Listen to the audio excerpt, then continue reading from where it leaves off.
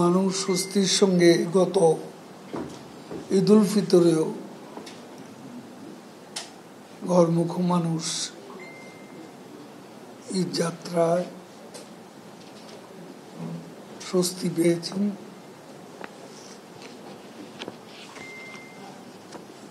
ফিরতি যাত্রা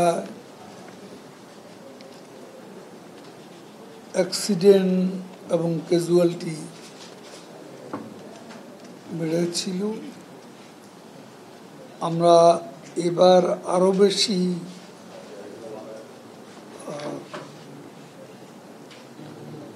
মনোযোগী হচ্ছি।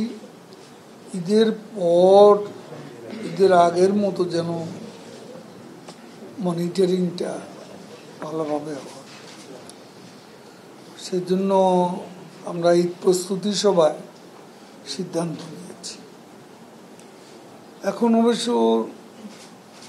চাপ আছে, কিন্তু যানজট যাকে বলে সেটা এখনো নেই। সড়কে চাপ থাকবেই এবং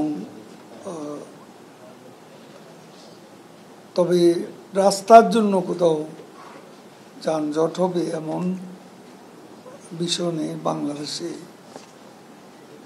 সর্বকালের সবচেয়ে ভালো সড়ক এখন শেখ হাসিনার সরকারের আমলে হয়েছে। কোরবানির ঈদের সময় পশুর হাট একটু সমস্যার সৃষ্টি করে, পশুবাহী গাড়িও রাস্তায় চাপ সৃষ্টি করে। আমরা এই বিষয়টা আবারও সংশ্লিষ্ট সবাইকে স্মরণ করিয়ে দিতে চাই যে পশুবাহী গাড়ি, পশুর হাট যত্রতত্র বসিয়ে জনদুর্ভোগ যাতে বাড়ানো না হয় সে ব্যাপারে যাদের কাছে দায়িত্ব রয়েছে তারা যথাযথভাবে দায়িত্ব পালন করবেন। আমি আবারও সংশ্লিষ্ট সকলকে অনুরোধ জানাচ্ছি। এখন হঠাৎ করে